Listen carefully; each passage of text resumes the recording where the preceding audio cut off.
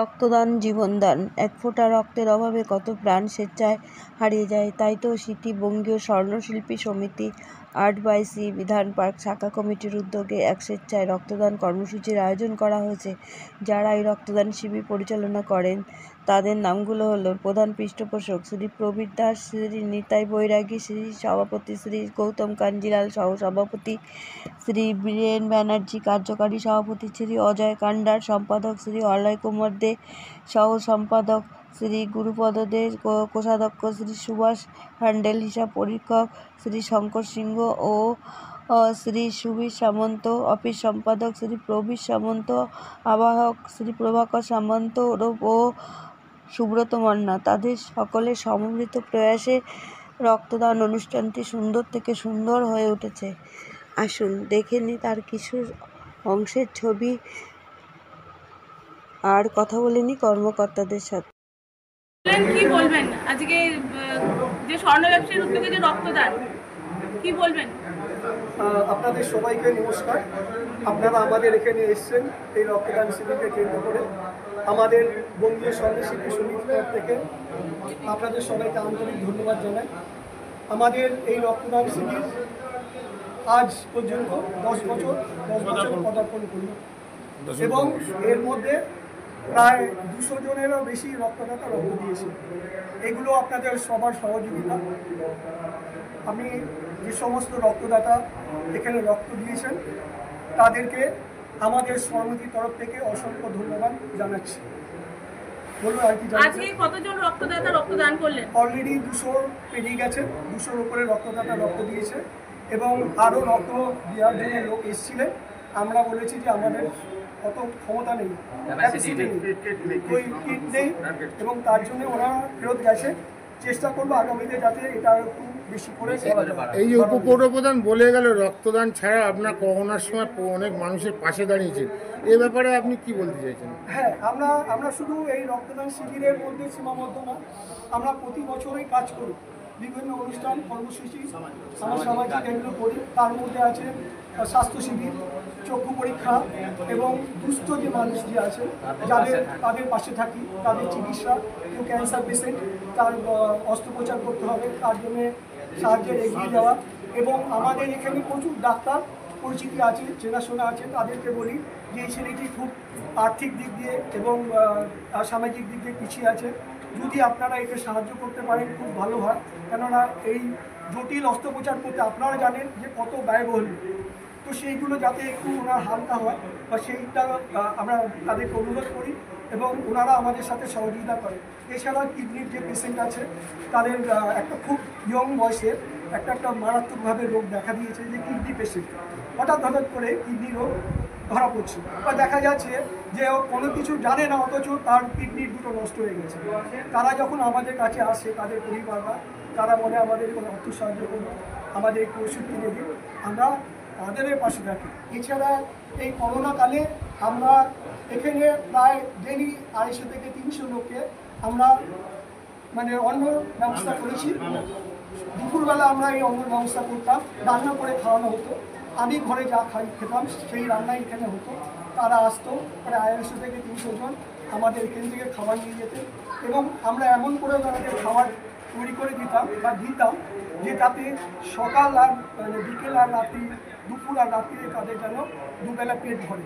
এইভাবে আমরা সবার পাশে দাঁড়িয়ে এবং এটা সবার সহযোগিতায় হচ্ছে। কারণ এই যে দেখছেন যে আমাদের অনেকদিনই আমরা করেছি শিবিরটা, এটা আমরা অনেকদিন করছি। করোনাকালে যতদিন না আমাদের সরকার বলেছে যে এখন আমরা সুস্থ সামাজিকভাবে সব জায়গায় চলাফেরা করতে পারি, ততদিন আমাদের কর্মসূচি চলছে। এই স্বর্ণশিল্পী ব্যবসায়ী উদ্দেশ্যে লাস্ট কি বার্তা দেবেন আপনি? কি বার্তা দিতে চান? বার্তা দিতে চাইছে যে সোনার দাম যেভাবে আকাশ ছোঁয়া উঠেছে, তার জন্যে নিম্ন মধ্যবিত্ত তাদের কাছে সোনা এখন কেনা একটা বিভীষিকা দাঁড়াইছে।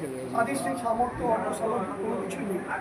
তাই আমাদের বঙ্গীয় স্বর্ণশিল্পী সমিতি এবং আমাদের যে দিল্লির যে শাখা আছে, অখিল ভারতীয় স্বর্ণকার সংঘের যারা কার্যকরী কর্তা আছে দিল্লিতে, তাদের কাছে আমরা অনুরোধ জানিয়েছি, এই যে একটা তো ইনকাম ট্যাক্সের ফাইল আছে, জিএসটি ফাইল আছে, এরা এই যে ধরুন এখন 10 গ্রাম সোনার দাম হচ্ছে 1,10,000 টাকা, এইটাকে যাতে ফাইলটাকে বড় করা যায়, 1 কোটি টাকা করা যায়, যে 1 কোটি টাকা করলে তাহলে আমাদের জিএসটি বা আদার্স যে ট্যাক্সগুলো আছে সেটা আমাদের কম লাগবে এবং আমরা তার তত কম পয়সা সোনা আমরা জনগণকে দিতে পারবো বা তাদের ক্রয়ের ক্ষমতা থাকবে। এই সোনার দাম এত বৃদ্ধি পাওয়ার জন্যে আমাদের এখানে প্রায় 80% সোনার দোকান বন্ধ হয়ে আছে, কিন্তু তারপরেও আমরা চালিয়ে যাচ্ছি নিজেদের পয়সা নিতে, আর্থিক সাহায্য আর নিজেরা প্রচণ্ড পরিশ্রম করে আজকে এই রক্তদান শিবির আপনারা দেখলেন সেটা অনুষ্ঠিত হচ্ছে। আচ্ছা, আজকে কারা কারা এখানে উপস্থিত ছিলেন? আমাদের মধ্যে উপস্থিত ছিলেন আমাদের অনেকজনকে আমরা নিমন্ত্রণ করেছিলাম। আপনারা জানেন যে আমাদের এখানকার সৌর সংসদ আমাদের দমদমের সৌগতলায় কোনো অসুস্থ আসতে পারেননি। সাহিত্যিকা ম্যাডাম বিধায়িকা সাহিত্যিকা বন্দ্যোপাধ্যায় ওনারা আসার কথা ছিল, যার কোনো ব্যক্তিগত কারণে বা শরীর খারাপের জন্য আসেনি। এছাড়া এসছেন আমাদের এখানে আপনারা দেখেছেন দিলীপ নারায়ণ বসু এবং আমাদের আশেপাশে পৌরপিতা পৌরমাতা এনারা সবাই এসছেন।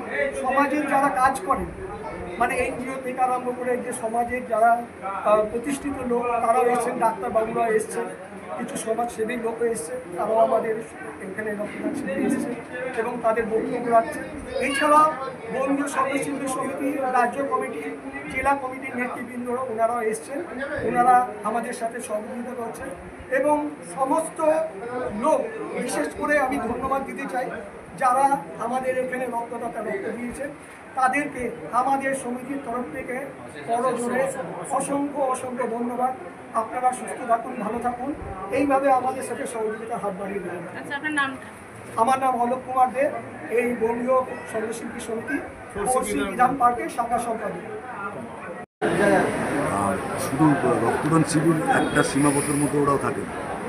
আমরা দেখেছি করোনার সময় ওরা বহু মানুষ, বহু ছোটো ছোটো শিল্পীরা তাদের প্রতিষ্ঠান বন্ধ হয়ে যাওয়ার ফলে তাদের খাদ্যের যোগান দিয়েছে এবং বেশ কিছু শিল্পী আছে গরিব, আর্থিকভাবে পিছিয়ে পড়া শিল্পী যারা, কারিগর যারা, তাদের চিকিৎসার বাবদে এই স্বর্ণশিল্পী সমিতির কর্ণধাররা এগিয়ে যায়। এটাই তো সামাজিক বার্তা। এই যে আপনি বলছিলেন স্বর্ণশিল্পী যে আস্তে আস্তে বিলুপ্ত, মানে কম, তারা দেশে চলে গিয়ে বিলুপ্ত দেশে চলে গিয়েছে, যে কারণে যে হারে সোনার দাম বাড়ছে তাতে ক্ষুদ্র কারিগরগুলো, ক্ষুদ্র শিল্পীরা তাদের ব্যবসাটাকে হারিয়ে ফেলছে, তাই তারা দেশে যাচ্ছে। আমি বলছি কেন্দ্রীয় সরকারের এগেনস্টে লড়াই করতে হবে, যে সোনাকে নজর দিতে হবে। আজ থেকে 15 বছর আগে সোনার দাম যে জায়গায় ছিল সেই সোনার দাম আজকে তার 4 গুণ চলে গেছে, কিন্তু এদের বাড়ছে না। হ্যাঁ, কারিগরদের সেই পরিমাণে বাড়ছে না, কাজ নেই তো। ক্ষুদ্র ক্ষুদ্র শিল্পীরা, ক্ষুদ্র কারিগররা, ব্যবসায়ীরা তাদের ব্যবসা হারিয়ে ফেলছে। এর প্রতিবাদ করতে হচ্ছে। তাতে আমাদের যদি সাথে লাগে, আমরা এর আগে করেছে, ওরা আমরা ছিলাম, আবার থাকবো। Thank you. সামাজিক কর্তব্য কিন্তু এনারা বলেনি যে রক্তদান একটা মহান দান, এটা আমাদের করতে হবে। প্রত্যেক বছর করেন, আমরা আমন্ত্রণে সাড়া দিয়ে আগে হোক পিছিয়ে হোক অনেকগুলো জায়গায় ঘুরে কিন্তু এখানে এসেছি। এনাদের যে রক্তদাতা সংখ্যা প্রায় 200, বড়নগরে অন্তত 4-5টা ঘুরে এলাম, 200 এখনো কেউ পৌঁছায়নি। আপনাদের সকলকে আমার ধন্যবাদ। রক্তদান হচ্ছে, কি বলবেন? রক্তদান আমি তো মঞ্চেই বলেছি, রক্তদান মহদান, এর উপরে কোনো গান হয় না পৃথিবীতে। কারণ একজন রোগীকে যদি বাঁচাতে হয় তাহলে আমাদের দেহের রক্তদানের মাধ্যমেই আমরা বাঁচাতে পারবো। তাই আমি সেই সকল রক্তদাতাদের প্রতি কৃতজ্ঞতা জানাই যারা আজকে এখানে রক্ত দিচ্ছেন এবং যারা আয়োজক আছেন তাদের প্রতি কৃতজ্ঞতা।